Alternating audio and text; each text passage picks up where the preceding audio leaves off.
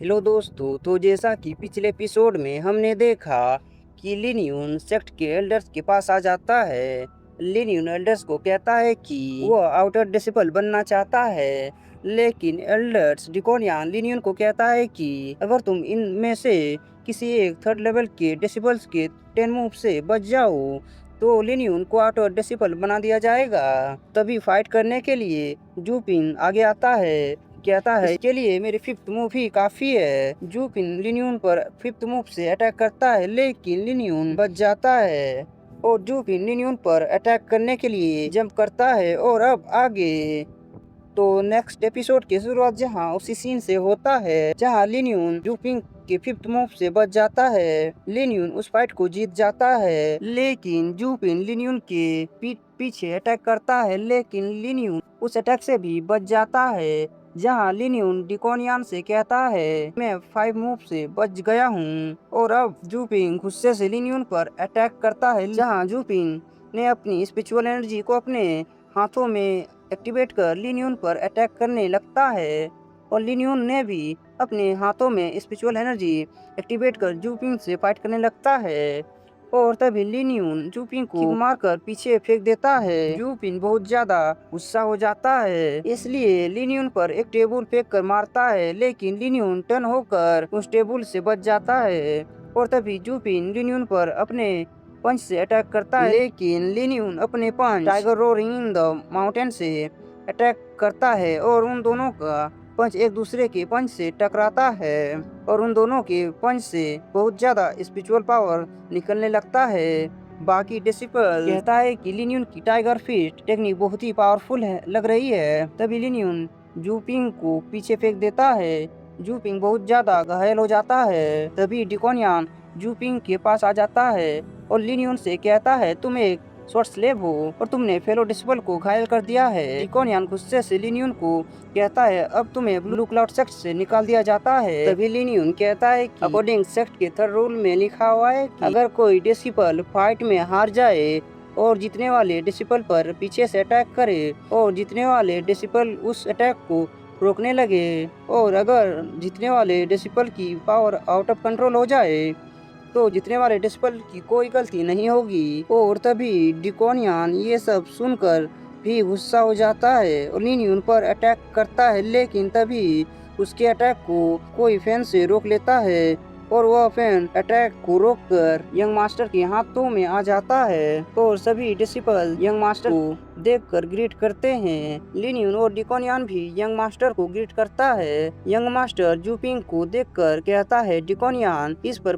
क्यों अटैक कर रहे हो। लिन्यून को यंग मास्टर कहता है कि तुम इस टेस्ट में पास हो गए हो और तुम आउटर डिसिपल बन गए हो, अब तुम अपने लिए वेपन और टेक्निक जाकर ले लो। यंग मास्टर वहाँ से चल जाता है और उसके बाद डिकोनियन लिन्यून को कहता है चलो, और वो दोनों ट्रेजर पवेलियन में आ जाते हैं। डिकोनियन कहता है यहाँ पर सिर्फ थर्ड लेवल के डिसिपल ही आ सकते हैं और इनमें से तुम्हें कौन सा टेक्निक चाहिए जाकर ले लो। लिन्यून अपने लिए बेहतरीन से बेहतरीन टेक्निक ढूंढने लगता है। तभी लिन्यून कुछ टेक्निक को उठाकर देखने लगता है, लेकिन लिन्यून को कोई टेक्निक इतना बेहतरीन नहीं लगता है। तभी लिन्यून एक यांग टेक्निक को उठाकर देखने लगता है। लिन्यून उस यांग टेक्निक को डिकोनियन को दिखाता है। डिकोनियन उस टेक्निक को देखकर कहता है ये टेक्निक काफी बेहतरीन है।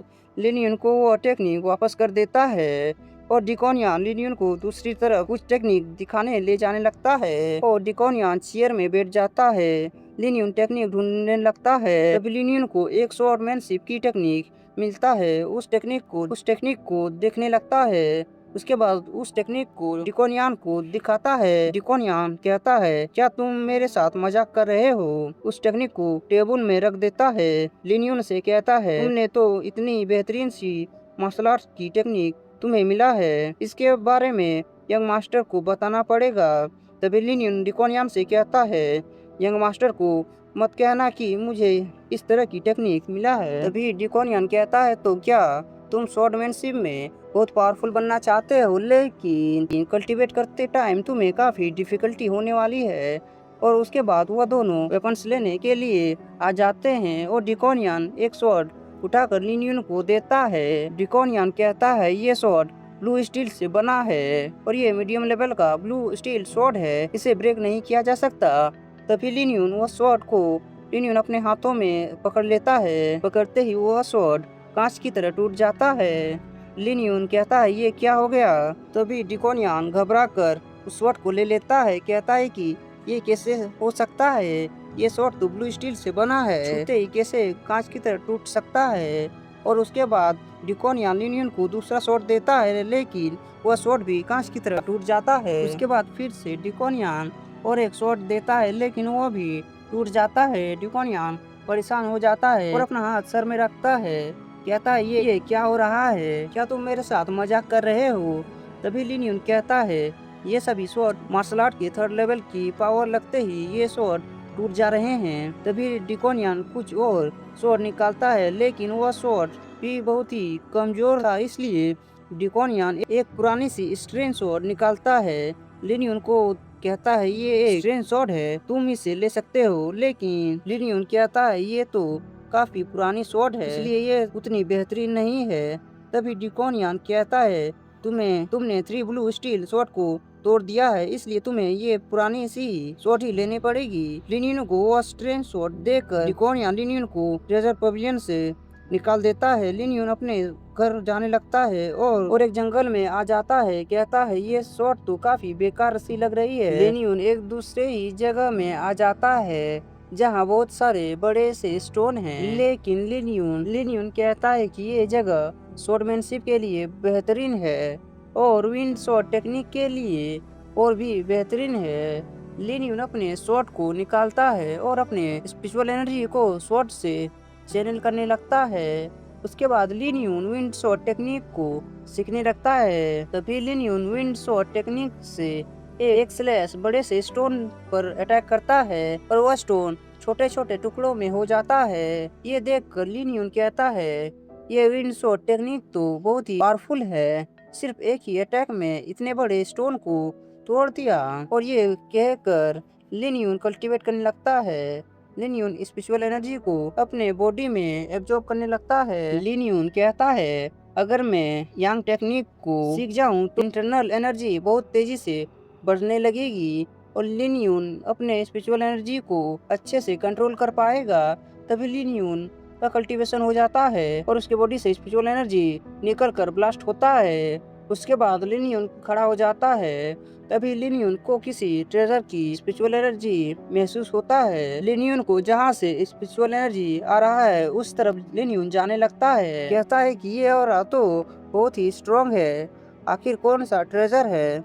और लिन ट्रेजर के पास पहुंच जाता है। तभी उस ट्रेजर से स्पिरिचुअल एनर्जी का ब्लास्ट होता है। एक ससाव टाइगर आकर उस ट्रेजर को निगल लेता है। उसके बाद वह ससाव टाइगर अपनी स्पिरिचुअल एनर्जी अनलिश करने लगता है। लिन उस ससाव टाइगर को देखकर लिन पीछे हटने लगता है। कहता है ये ससाव टाइगर तो मार्शल आर्ट के 4th लेवल से भी ज्यादा पावरफुल है और उसने तो वह ट्रेजर भी निगल लिया है, उसकी पावर और भी बढ़ गई होगी। तभी वह ससाव टाइगर लिन के पास धीरे धीरे आने लगता है, इसलिए लिन पीछे हटने लगता है। और तभी वह ससाव टाइगर लिन पर अटैक करने के लिए जंप करता है और इसी के साथ एपिसोड खत्म हो जाता है।